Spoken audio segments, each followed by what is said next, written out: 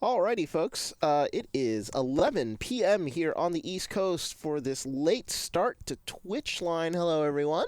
I am your caster, Hodahori, joined as always with my best friend, Acorn. How you doing, buddy? Hey man, another tired and long day. Driving all over the place. Still getting my brother's place set up, but we see the finish line, so we're almost there, man. All right, yeah. So for those who are not in the know and have been not listening to the show, Mr. Tim there has been helping his brother set up his new apartment. We've been away. It's been the holidays. We're getting back to our normal schedule here, but expect a little more breaks, especially when it comes to getting closer to Christmas time. Everybody gets busy with the holidays, but we're going to try to bring you as much of the best home for relationship advice here on Twitch. Just give you some of our socials here. You can always contact us via email at twitchlinelove@gmail.com. You can also tweet us at Twitchline on Twitter, where you can drop us a quick message. You can also send us anything you want us to talk about, links, articles, just comments, concerns, anything you want can be sent over to that email address. You can also visit us on SoundCloud if you want to take us on the go. Just search Twitchline on SoundCloud. You can listen to our shows there, and we are streaming also live to YouTube. So you can actually go to our YouTube channel, search Twitchline Love. They're on YouTube. You can hit the subscribe button, and you'll have access to our entire archive of old shows. We were showing our high school friends what we've actually done, and we were actually shocked ourselves at the amount of shows that we have recorded here. It's upwards of 25 shows, Tim. I think it's something we should be proud of. Yeah, man, that was pretty cool. It's interesting. We just like keep showing up, and keep doing our thing, and Reddit provides. But it's not until you take a step back and you see what's that's a lot of hours. It And is. still, this is just the beginning. Half of this time has just been kind of figuring out what we want to do here. But I've enjoyed it. I'm looking forward to more. Yeah, and today is going to be a little different. So, what we've normally done is we've normally talked about relationships in a sort of romantic sense. Relationship advice usually coming in, usually for a man or a woman when they're having issues with their significant other. We've decided to change it up a little bit. So, we want to talk about more interpersonal relationships, relationships with friends, family, relatives, things like that, as a change of pace. Because interpersonal relationships, I think, are also as much as important as your romantic relationships with your partner. And knowing how to interact with people seems to be a very difficult thing nowadays with the rise of social media, the internet, and the lack of interpersonal skills that kids have nowadays, which is leading to a rise in anxiousness and nervousness and almost anxiety disorders with kids not knowing how to react in public. Yeah, I mean there is that for sure, but at least the stuff we're looking at tonight, it seems to be people's issues, not just kids, but adults, Mm. new adults, and those of us with a little more experience, still having issues that anyone could have. So I think socialization has definitely been affected by our the medium of the internet and all that. But some of the issues that we're talking about here tonight are just age-old problems between people. So we can see how it might be influenced, and that the fact that they're using the internet to come out and seek for advice instead of going to friends in person. It's different, but it all comes from the same origin. We're people, got feelings, got to deal with them. Absolutely. And the first topic here is actually between two friends, and it could be something that could happen between myself and Tim here, because topic one is my best friend is a cock block. And I'm not saying that Tim would ever be a cock block, but the situation would be interesting because as we'll go into the op here, it is Buttercorn. He's in a situation where his best friend is married, and has a wife, but when he takes him out, he can be not, well, let's say not going with the flow, shall we say. So we'll read what Mr. Buttercorn here has to say. So this was posted on Dating Over 30, which is actually interesting because they do have a lot of interpersonal relationship stuff there too. So Buttercorn writes, so single for a while now, having sorted out most of my personal life, I've made the effort to look for companionship. I go to bars, pubs, restaurants, and friends, etc. But my best friend, who's married, tends to force himself in between any girl I'm chatting to, regardless of who made the first move. I've never thought of it much.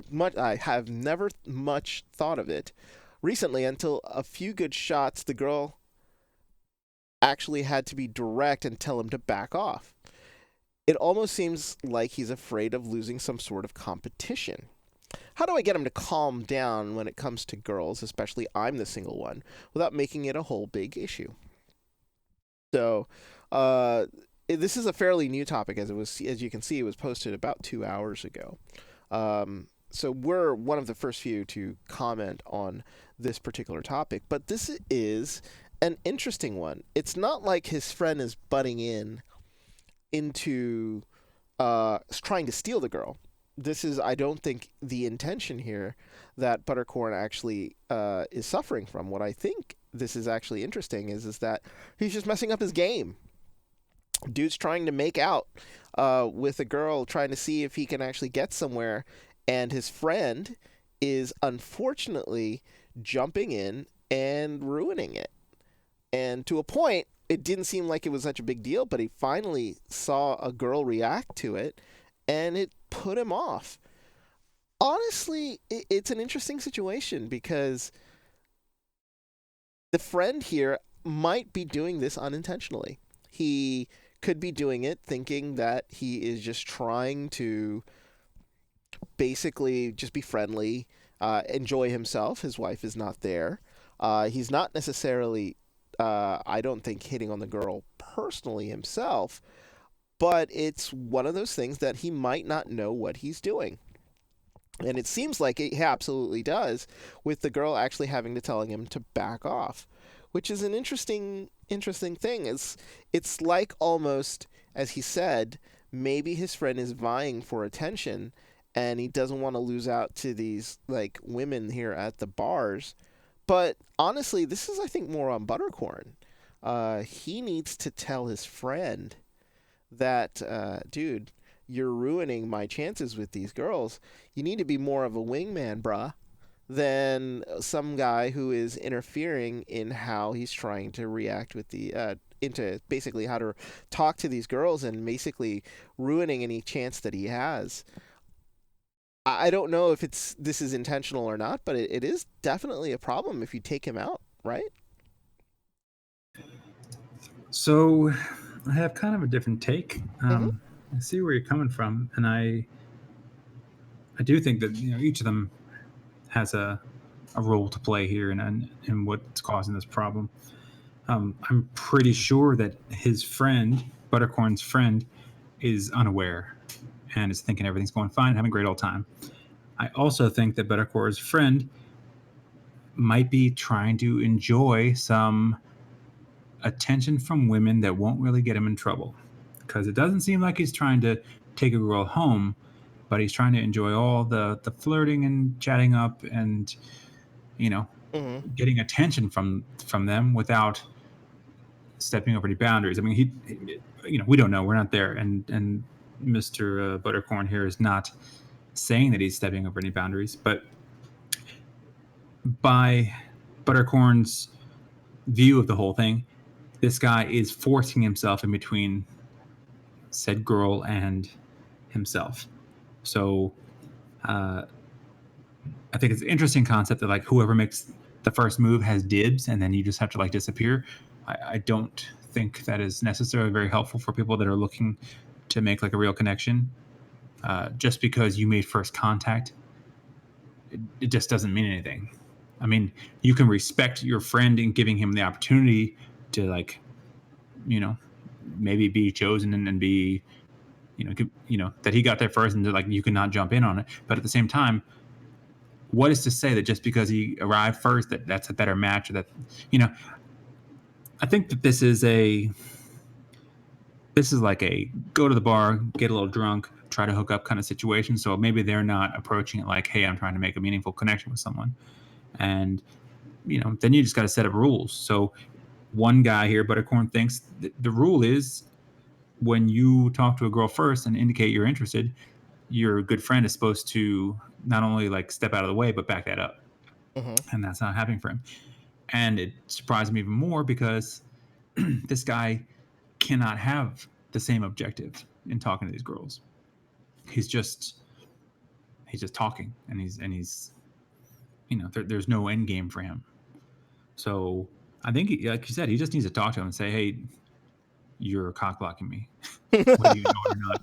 And while I'm sure you're having fun, I'm trying to get something done here. I'm trying to meet some girls, trying to get with them, and you are just doing your thing. And maybe it's fine. Maybe sometimes he can just do his little flirty thing and enjoy his evening. But if this guy has a particular interest in someone, then Buttercorn just needs to make it obvious and say to his friend, hey, pull him aside and be like, yo, or even have like a little signal like, hey, this is someone I'm trying to Mm-hmm. do something with. So so this brings up an interesting question, though, to me. What were, in your opinion, some unintentional cock blocks that happened in your life, be it from a best friend or otherwise? Let's say you were trying to talk to a girl and somebody just ruined it for you, but it wasn't intentional, and it seems like the friend here is doing it unintentionally.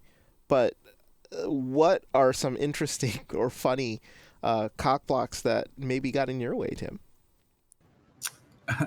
Okay, so this is an interesting one. I So here, this actually doesn't really fit the parameters of your question, because in this case, it was a cock block with the possible intention of actually taking the girl away, but I Oh. wasn't overly interested in the girl in the first place. So it was like I wasn't really cock blocked, but at the same time, it was an attempt to cock block. So it's weird. It's a little bit backwards. Mm-hmm. But I was recently single in college, and I was not really ready to put myself back out there, but I did have interest in me. Like there was a girl who was interested in me, and uh, I wasn't against being friends and like getting to know her better, but like the romantic thing really wasn't there for me. Mm-hmm. Uh, but even so, I was just sort of seeing what's up, and I invited her to come hang out at my place and meet some of my friends, stuff like that. And within 5 minutes of coming inside the apartment and me like, I don't know, going to go get some drinks or just like do something real quick, I come back and she's gone, and a friend of mine is gone. And it turns out he took her upstairs to his bedroom to show her his art. And everyone who knew this guy understood that that was one of his ways with women, that like show them the art and then see if something Mm-hmm. happens with that. And so it was very bizarre. Everyone there was like, what the hell is this? Why are you doing this? That's kind of wrong and just weird. So I think that was an example of kind of a funky one. It didn't work out for him, and she came back and was kind of like, that was weird. So not all cockblocks are created equal, I guess. uh, what about you, Z? Do you have some? Oh, I'm trying to think back. I mean, like the thing about it is a lot of the instances where I would go out with a lot of friends. So there are possible instances where cock blocking could happen, especially unintentional ones.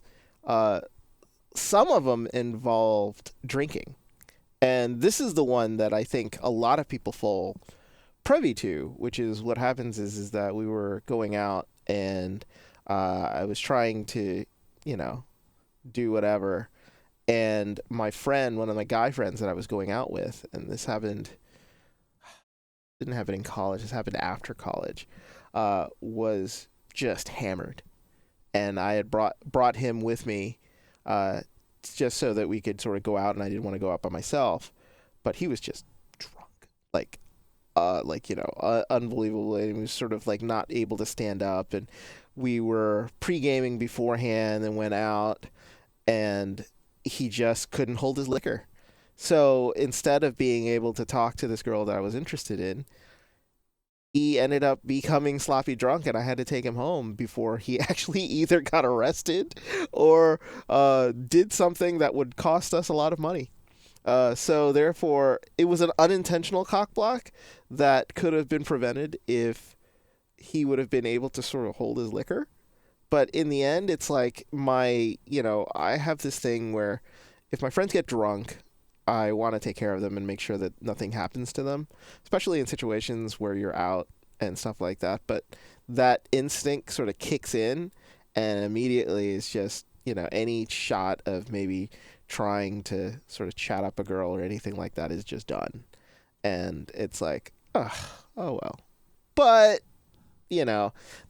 not his fault in the end. I mean, we were all drinking. He just had a little too much, I guess. Wasn't watching how much he was having at the time. But it was just one of those things in which it was the alcohol that played the role more than the person. But, at a time where everybody was drinking a lot, it was just one of those things in which, just went over the edge. Couldn't hold it too far. Couldn't do it. It was like, that probably does happen quite a bit. That happens more than I think. Yeah. Yeah, you got to take care of your people, and can't focus on your. I mean, for me in particular, with my brother, he's he needs help. He's got some developmental delays, and so like a lot of my prime gaming years, not talking about video games here, guys, we're talking about, in the game of hooking up, a lot of that time I was, that just wasn't going to happen because I had my brother to like kind of look after, and it was great to have him hanging out with us and being part of the crew and going out, but you can't really, the romantic stuff doesn't really develop if you're also taking care of someone on the side there. Yeah, and that happens, and that's the thing. It's not intentional. It's not in any way malicious. It's just it gets into the way of something that you were trying to do. It just doesn't happen, and it's unintentional. And it's one of those things that the timing is just not right, and unfortunately, that is something that you that I don't think you could really control. With my friend who was drunk, I told him afterwards, he's like, hey, we had to take you home, and unfortunately, that was it for the night. And it's like, sorry, man, I'm so sorry. It's like, yeah, it happens. And the thing about it is like, you can always make up for social situations. The thing about it is that if you are in a situation like that where it's unintentional and you really do want to get something, get a number, or if you already have the number, hey, explain the situation and say, you know what, can we try again? And a lot of people, will understand if there are circumstances out of your control, or if there was somebody butting in and you couldn't have a proper conversation. It might lead into something else. So, you can always turn a negative thing into a positive if you have the little bit of gumption to sort of, go for it and say, hey, look, I'm so sorry. I really had to take my friend home. There was nothing I really do about it. But if you're interested, I would still love to get to know you more. Would you like to go to dinner? I think that's date land, man. That's not hookup land. Yeah. A hookup's not gonna give a shit about that. Yeah, so, that's true. It's gonna come down to it's gonna come down to your situation. It just really depends on the situation that you're trying to get to know people. So this guy Buttercorn, besides just talking to him, like honestly, if this dude, maybe he needs to talk to this dude's wife. She'll rein him in real quick. Yeah, well, that's the thing, right? Like, there were some comments just to him is like, well, what the hell does the wife think about this thing? And it's like, you know what? What does the wife think about it? It's like, I don't think you go to the wife directly first, though. I think you talk to him. Kind of messed up. Yeah, you talk to him first, and he's like, hey, dude, what's going on?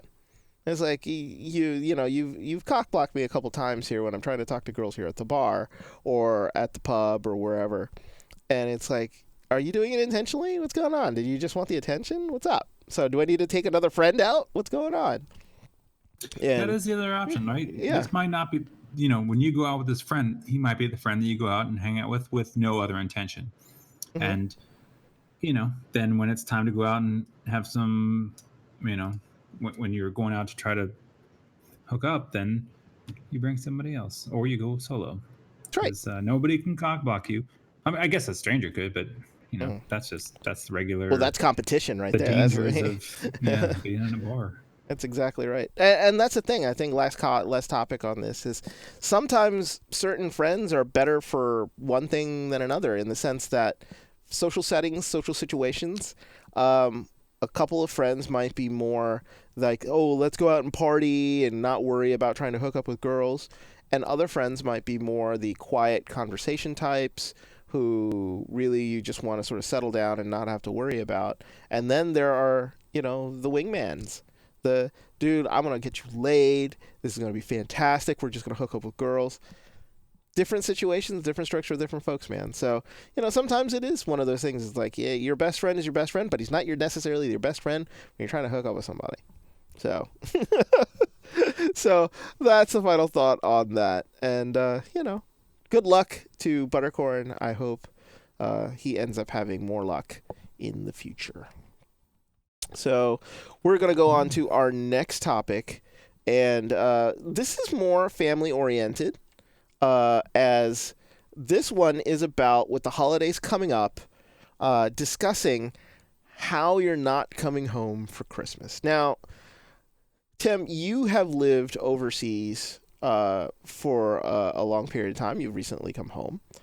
And you have basically, changed up holidays, different holidays.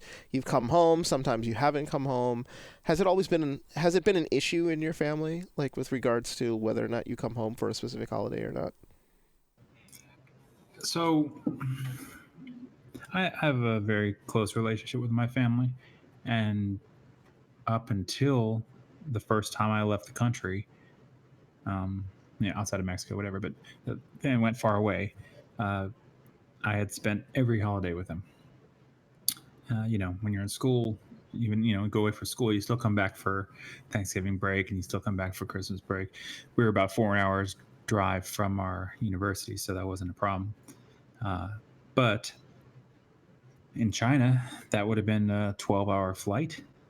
Uh, and initially, it would have been a 12-hour train ride followed by a 12-hour flight. Um, and then over in the Middle East, it would have been originally it's a 20-hour flight. And then after they opened up a new hub, it was a 14 to 15-hour flight. So uh, that is not the kind of thing that you can do for Thanksgiving and then do again at Christmas. And over in the Middle East, um, the there isn't necessarily a Christmas holiday, Yeah. so they don't do it the same way over there. So we would end up getting our holidays during Ramadan, which sometimes be in the middle of January, February, and coming home during that time was good in a way that I would, no one would be away during that time, so everyone would kind of be here because they'd be working, but they'd be working, so I had to sort of, me coming home was the holiday. Yeah, yeah. But being far away, that definitely meant that there were some, just new expectations and acceptances that I couldn't be back for birthdays, that we'd have to Skype uh, instead of seeing me face to face and things like that. And in the beginning, it was harder. And, the first few Christmases and Thanksgivings and birthdays were a little harder. But over time, you just kind of get used to it. You realize it's a day. There will be other days. A hmm gift still can arrive in the mail. Seeing each other is still great. And, you end up making the time that you have together the holiday. Mm. So you just got to adjust your mentality. Well, I'm glad you have such a caring family. Unfortunately for Lavender 01, Lavender's family is a little bit dysfunctional. And Lavender, unfortunately, is not coming home for Christmas, but there are extenuating circumstances with his family that makes him not want to want her to come home for Christmas. So we'll bring the story up here, and Tim, why don't you read it off, and we'll start off, and we'll get started from there. All right. Lavender01 from the Relationships Reddit asks how to tell my parents I'm not coming over for Christmas.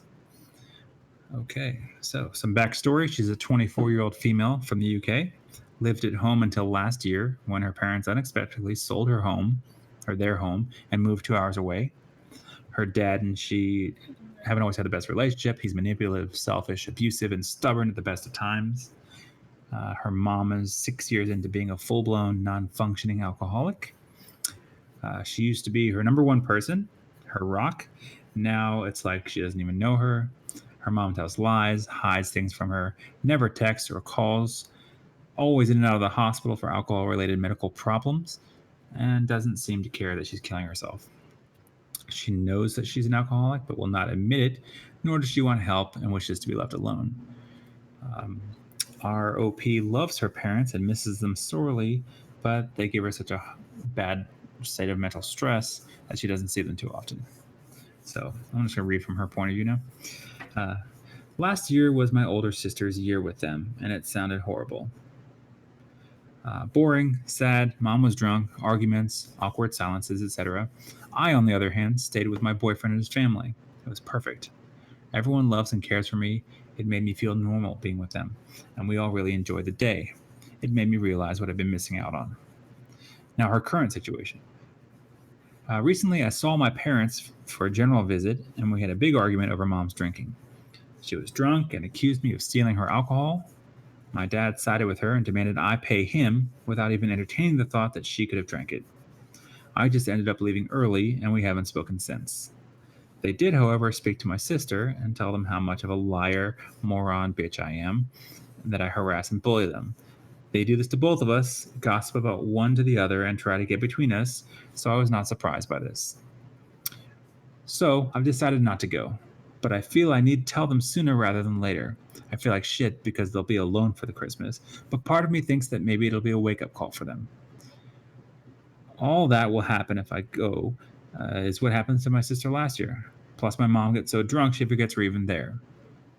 That, and they forgot myself and my sister's birthday and didn't even call or text, which is super unusual as they usually make a fuss of us. They just don't care about us, themselves, or anything right now. What?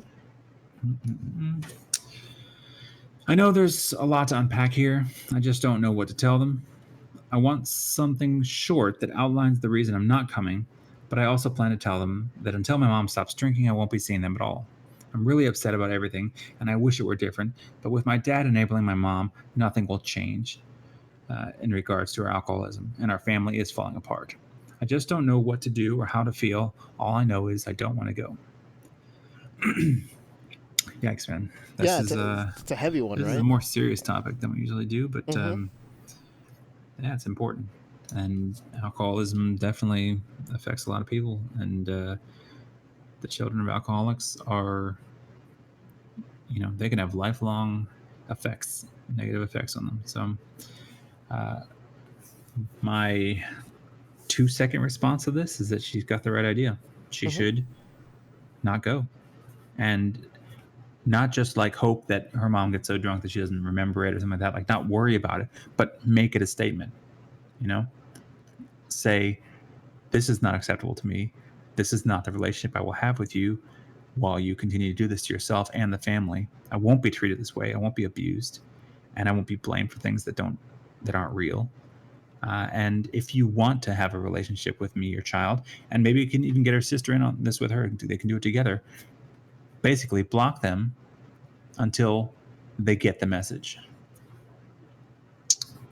What do you think, Z? Yeah, yeah. This is a heavier topic, as there are a lot of quote dysfunctional families out there when it comes to Christmas time, and the weird part about this for me is something that was a little telling in the very beginning, which was they unexpectedly sold their home 2 years ago. which to me says that there was another issue. Usually, when a family, especially like have a family home, they don't necessarily just up and move all of a sudden. Um, to me, that there was something that happened that she and her sister are just not privy to, that have all of a sudden exacerbated these traits in the parents that has made them uh, bring out all of these negative behaviors that have been going on. In case of the mom, is her alcoholism. In case of the dad, it's his selfishness and abusiveness that has done. I think that there's just something wrong that the family has just not put a finger on, that has led to all of these things, and in fact it has ended up degrading the relationship of the sisters.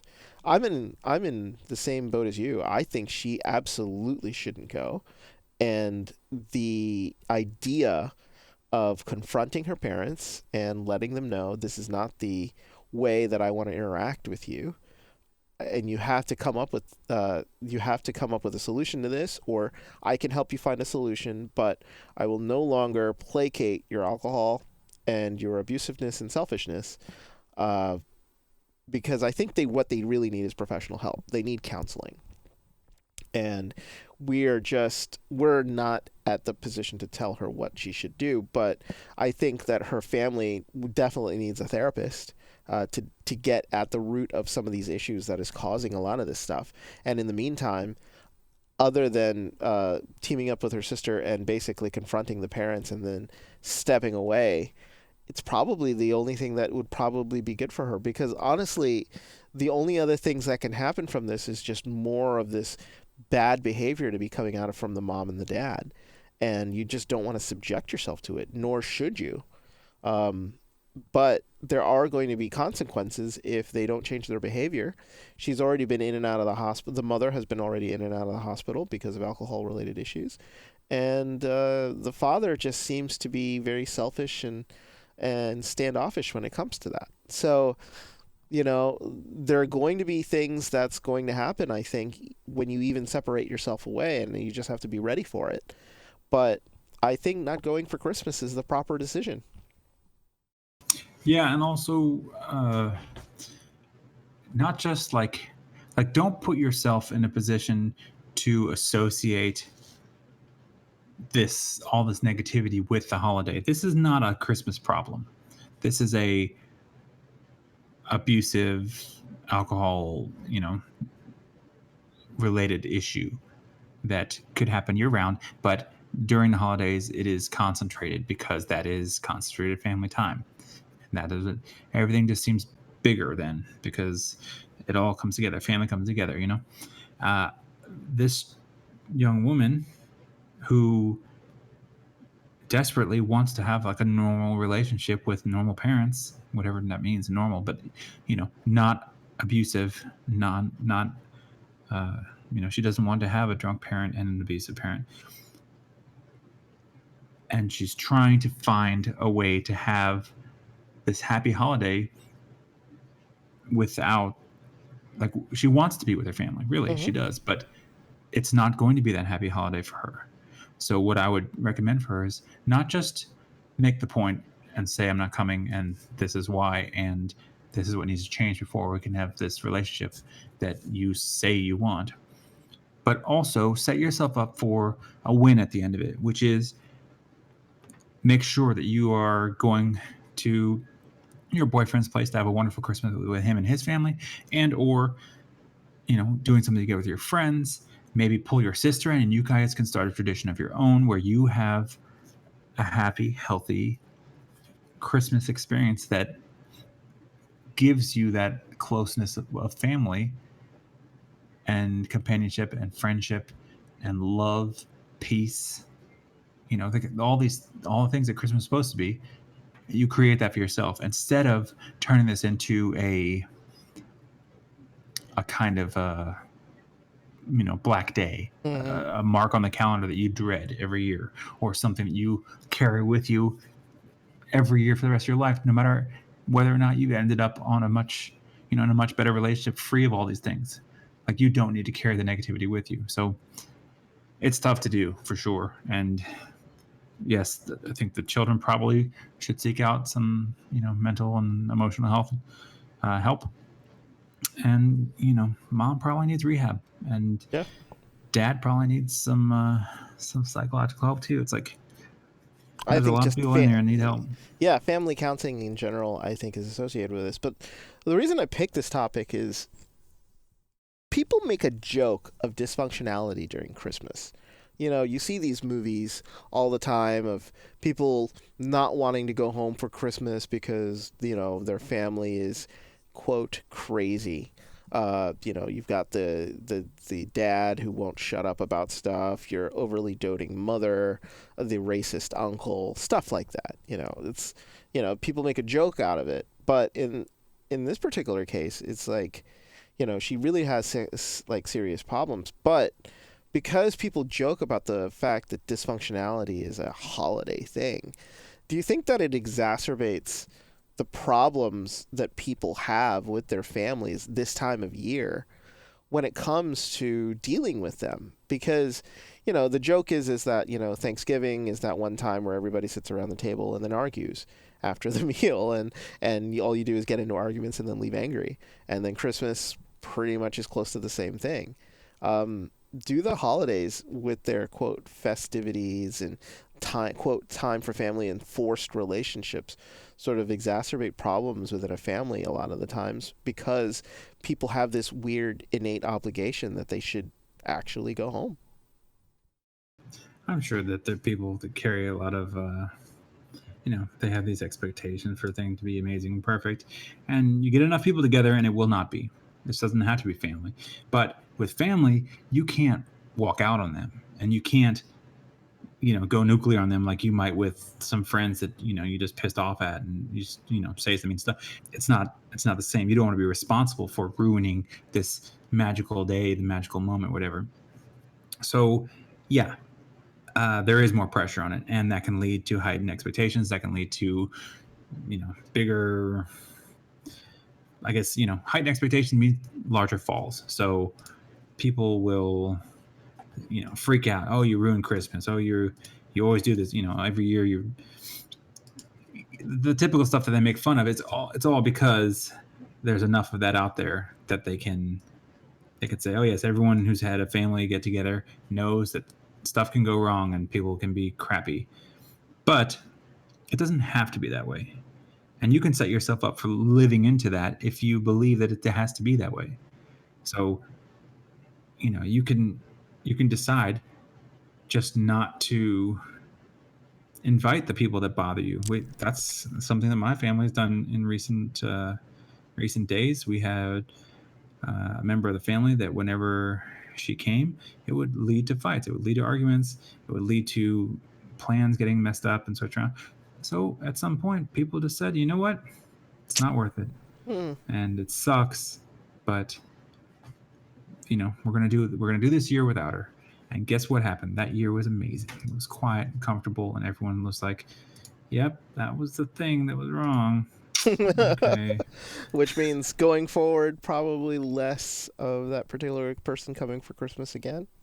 Going forward. Yep, that's it. Sometimes you just have to avoid the negativity, and I'm for that too. I think the thing about it is with Christmas, there is this weird feeling that there's an obligation to see your family. If you are the problem, or if they are the problem, whatever it is, find a way to separate yourself away from it, and possibly deal with it after the holidays when the stigma is gone, and you might be better for it mentally. So, for those who are also going home for Christmas but regretting it, or deciding, have not told their parents yet that they are going home for Christmas, they are not going home for Christmas, be honest. Just say, hey, unfortunately, I'm unfortunate. I cannot come to Christmas dinner or whatever, and it is just one of those things. I will see you next year, or maybe not. So it's like, have a Merry Christmas, drop a text, send a note, send the Christmas card, but you know what? If it's better for you in the long run, then maybe skip Christmas this year with your family. Go to Bali. We did that. We did. One last thing before we move on, Hmm. uh, and this is actually a pretty common issue, and uh, there comes a time in your life when you kind of transition from the child to the adult, and you have to actively change that role between you and your parent.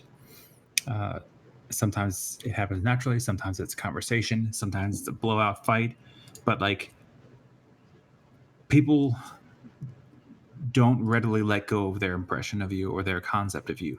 And to change it, sometimes you have to take active measures. So this, 24-year-old lady may be looked at like a child by her parents, and that she's just a child doing the bad thing. If she doesn't come to Christmas, it's because she's a naughty child. At some point, though, she's going to decide for herself that she wants to be considered an adult and treated like an adult. And sometimes it does take uh, showing your parents that you are an adult by making decisions that they don't want you to make and them having to deal with it. Uh, this is kind of a personal story. I won't go too deep into it, but basically, early on in my younger years, my dad's relationship with the children of the family was not great. And while it has developed into an amazing relationship at this point, everyone's so happy and close. There was a time when we were just being pushed away and running away at some points. And it took that experience of us pulling away and saying, this is the problem, and if you don't change it, then you're just not going to have that relationship with your kids. For him to, for the light bulb to come on and for him to make adjustments. So, and also us, as we got older, we understood some of the pressures that you had to deal with that we could not get as a child. That you don't understand what it means to be adult and have to take care of all these other things. So it was a negotiation, and just sometimes it takes you stepping out of your comfort zone and saying, hey, that's the way I was treated. I'm not being treated that way anymore. And if you want to have a connection with me, you're going to have to make the adjustment. Yeah, yeah, and that is absolutely true. It takes two to tango, is what they say, Tim. It is not just you in most cases. Sometimes it is the person that you are with, or the person that you have a relationship with, and they need to also put in a little bit of effort and help you through the situation that you're in. So good stuff. Um, we're going to transition now to a third topic, and this is something I think that you are actually going through now. It is obligations to family, and what are actual obligations and what isn't. In this particular case, the op lives far away and is debating whether or not he needs to put off obligations in his current social and job opportunities to go see his brother, who is a senior in high school, uh, play in the quote championship game of his football league at home. So it's an interesting topic because I think a lot of people struggle with family obligations and not knowing what they should do. In this particular case, I think it's very interesting that you'll see that a lot of the pressure that it gets put on is actually self-inflicted. And we'll actually read this now. So it is looks like it's a throwaway because his op is named 123367878238499. That's his phone number. Call him. Call him. But the topic is should I skip personal obligations to see my brother play in his high school state football championship? And I will actually read the main comments first, and then there are some edits that he actually throws in because I think he had some realizations because this was a very popular topic here on r/relationship. So let's take a look at it, shall we? So we'll read this. My youngest brother is playing in the home state high school state championship this weekend. I live about 12 hours away in a different state. I really want to see him play because I feel like I might regret it if I don't. I love him a lot, and this is his last football game as a senior. There are a few things holding me back from going. One, I just flew down 2 weeks ago to see him play for the first time in a regular playoff game. Two, I flew down that weekend. I missed a volunteering session where I helped mentor low income high school students each week. They are strict about attendance, and I would have to miss another session if I flew down again. I don't think I would be kicked out of the program if I missed again, but it's my first year participating out of a 3-year commitment, and I don't want to get off to the wrong foot. I would also miss my company holiday party. Normally, this wouldn't be a big deal, but I work for a very small company where every cost/relationship matters a lot. They've already paid for my spot at dinner, and I think if I canceled this close to the date, it would potentially rub my bosses the wrong way. We are also very close to receiving our performance bonuses for the year, which is a major part of my total compensation. I wouldn't want anything to impact that. 4, flights are extremely expensive. I don't care about this reason as much as the others, but it's still worth mentioning. I just can't shake the feeling that if I don't go, I'll regret it forever. Despite all of the reasons I can come up with not to go, I know that whatever consequences I face short term won't matter in the future when I look back and say, I was there for you, bro. But at the same time, I already went to see him play, and if I hadn't seen him play yet, I would absolutely go this weekend. I'm not worried about damaging any family relationships by not going. They will understand if I don't go, but will be disappointed. I'm really stressing about this and basically need to decide today. Am I overthinking this? Thanks for the input. TLDR, should I skip important personal obligations to see my little brother experience probably one of his most formative memories, or not go and potentially regret it forever? Now, it's a very interesting topic, Tim, because I think a lot of the stress here is actually being put on by the op himself. As he's listing out all of his obligations, and they seem to me very important obligations. Don't get me wrong. He is doing a very charitable thing with the mentoring sessions. Small companies, it is absolutely important to be on good terms with all of the people you work with. And rubbing the people the wrong way is actually a big deal, even though it says it normally wouldn't be a big deal. But he is absolutely right. It is a big deal if you were to put your company in a weird situation like that, especially for Christmas, for something like this. Money doesn't seem to be the issue for him, but I think in the end, he has to weigh current situations with being a good brother. And in this particular case, yes, it's his high school state championship. One of the questions and one of the comments in here was, are you in the state of Texas? Which is a hilarious question, but also a very valid question. I had the same question. So, if you are in the state of Texas, for those who do not know, high school football is a borderline religion. So, there are more important things in the world, but I would say that Texans consider high school football one of the top things that they actually would consider. Now, the op actually mentioned in the comments that this is not in Texas, but it was in the South. So, therefore, it is important, but it's not Texas high school football. So, we have that there. And in the end, he actually does have a realization that I will actually mention. And he comes to a realization, which I thought was interesting. He's like, I appreciate everybody's opinions and perspectives, and it's been extremely helpful. I think right now I'm leaning towards staying home. I think that if I literally flew down just to see him play, it would be a different story, but I feel like I'm getting too caught up in overthinking it. And he goes on to say a couple of comments have helped him out.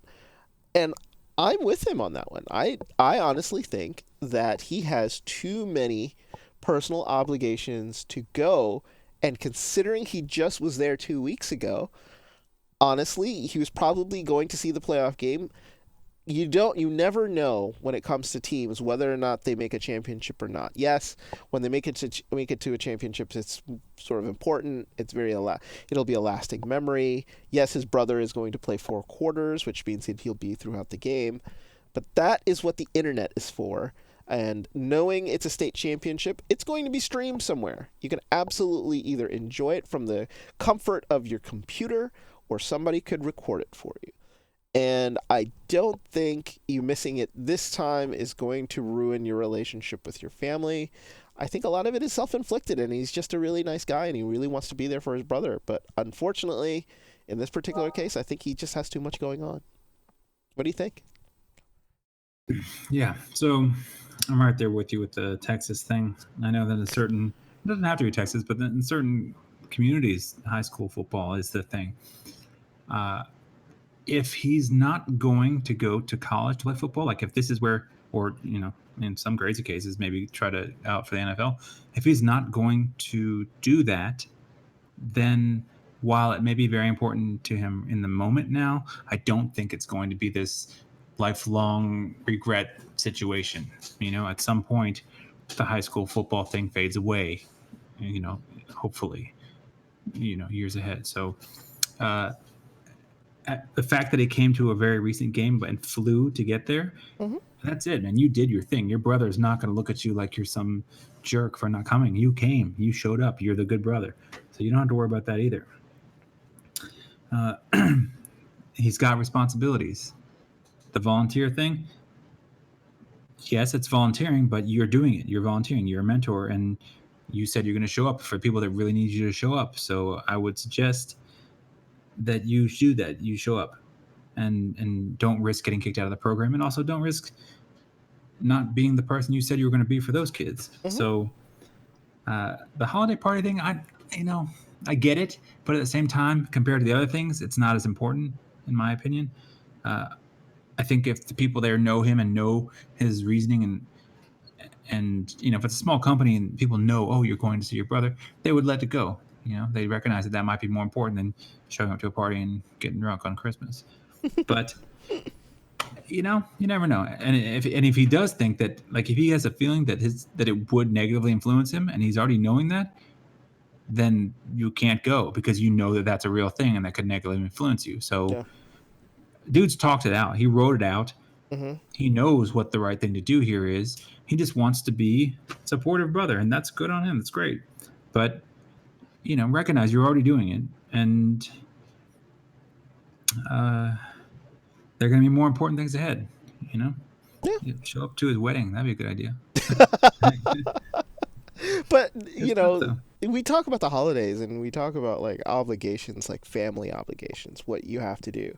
I recently went through a family obligation where I wasn't happy doing this, and my mother does this all the time. Is that she makes me talk to her friends that visit from other countries, and I barely know them, but it's a familial obligation. Being I'm the oldest son, so therefore I always have to make small talk with these people as they come over, and I feel bad when I don't do it because it makes me seem like a bad son when I do it, and it's sort of a similar guilt because I really feel like I should do it, but my heart of hearts tells me, nah, there's no way I should be doing this stuff, and I should just let her have the time and do all this other stuff. And she insists that you should come and do the stuff, and then I'm like, I don't think I should be there. But I mean, have you had like sort of these situations where, like, where you were thinking is like maybe I should absolutely go, but real life says that going would be like the worst possible. Well, not necessarily the worst thing, but there are obligations that should probably keep you where you are. For sure, that happens all the time. This is you live long enough, you get into these situations, and I mean, I wanted to go to our mutual friend Hoki's wedding. Mm-hmm. I lived in the Middle East. I would have, if I had done it, I would have had to get on a plane, fly, uh, you know, for 15 hours, get in a car, Maybe more. drive Yeah. 8 hours, be there one day, and immediately leave, go back, do the whole thing just to get back to get to work again because I didn't have time off at that time. And it just was impossible. And we all knew it. It Mm-hmm. couldn't be. I had a friend in China. He got married, and I wanted to go see him, but the visa thing just took too long, and it was a problem, and couldn't happen there either. Sometimes money gets in the way. Sometimes, sometimes you kind of like have to decide: is this person?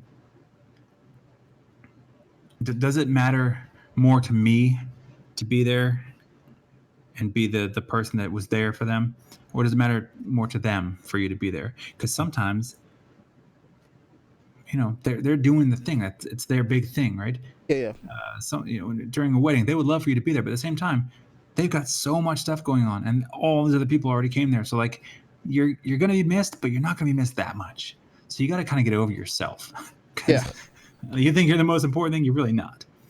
Uh, and if show your intention, show that you wanted to be there. People, that's enough for them. You know. So I think people who get caught up in this kind of stuff are ones that overthink or think that they're more important than they might be in reality. yeah, yeah, And a little humility might help people out there. and I think in this particular case, because he is his brother, a conversation with his brother would basically sort of ease his mental state a little bit. Just say, look, he's already broken out the reasons on why he shouldn't go, and he looks like he's leaning that he shouldn't go. Talk to his brother about it. Like, hey, bro. It's like, I heard you're gonna be in the championships in 2 weeks. It's like, I would really love to go, but unfortunately, I'm just not going to be able to make it. I've got too many obligations here. Work is making. There's a event at work that I have to go through, and then about the whole mentoring thing that I'm doing. And if he's the brother that you think he is, he's going to be like, dude, when we win, I'll give you a shout out. In the meantime, we'll record the whole thing, and you can watch it at Christmas time when you're back with the family, and we can watch it together. You know what? I think a lot of family members would be completely okay with that, and unless he has a selfish little brother who thinks it's all about me, me, me, which doesn't indicate that this is particularly the case. I think he's got like a very good family, but it.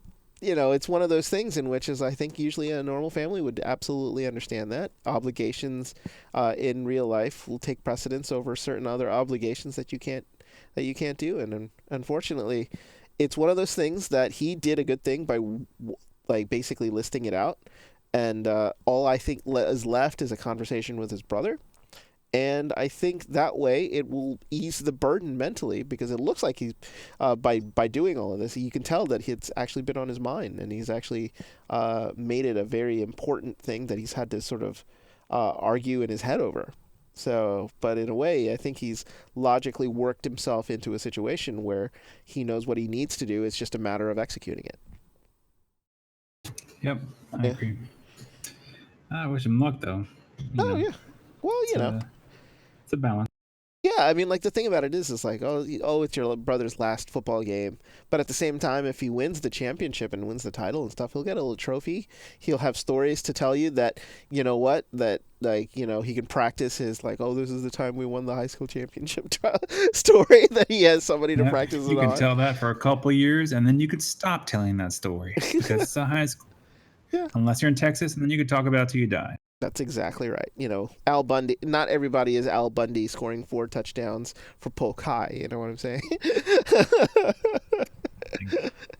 So, but yeah, this was a little different. So for those who are just joining us, it is the top of the hour. So, but we have actually gone through 3 topics that are not necessarily romantic relationship topics, but were more interpersonal relationships. A lot of it dealing with family and friends. And if you check this out, let us know how we did because this is a little bit of an experiment to see whether or not we should vary our topics a little bit more and to see maybe we should talk about a broader range of issues. So hopefully, I had fun. What did you think? Yeah, good times. Mhm. I think this is equally as important as dating, love, and romance. And I think a lesson learned here could definitely benefit people on the romantic side. Lessons learned on the romantic side can definitely benefit you in a family or friend sense. It is human interaction, it is socialization, and it is something that needs to be practiced and improved and considered. People should be mindful of these varying relationships, and they should be striving to get better at taking care of themselves and taking care of other people, Yep. because it is ugly out there and it is hard, and it doesn't have to be that bad if we just try a little harder to take care of ourselves and other people. Absolutely. But that's going to end up doing it. That's going to be it for us tonight. So thank you very much for joining us tonight on Twitch Line. Join us every Wednesday here as we will talk about topics ranging in the relationship realm, but you can always join us and send us a line at our email address, twitchlinelove@gmail.com. You can also drop us a line also on Twitter at twitchline. As always, we also stream to YouTube, but that's also our archive of where we keep all of our videos. So just search Twitchline Relationship Help and Advice on YouTube, and you'll find our channel. Drop us a subscribe on YouTube. That would help us a lot. And you can access our archive of shows that go back for a long period of time, and we have a lot of shows there where we talk various amounts of topics. So check out our YouTube page, and also if you want to take us on the go, this show will be uploaded to SoundCloud in the next couple days. We have a variety of more recent shows there available on SoundCloud. You can actually just listen to us there if you want to listen on your tablet or on your phone. But that's going to do it for us tonight. Thank you so much for joining us tonight here on Twitchline. Catch us again next Wednesday as we have a variety of other topics that we will be talking to you about. But I am Z. That is Tim. Thank you so much for joining us, and we will see you next time. Good night.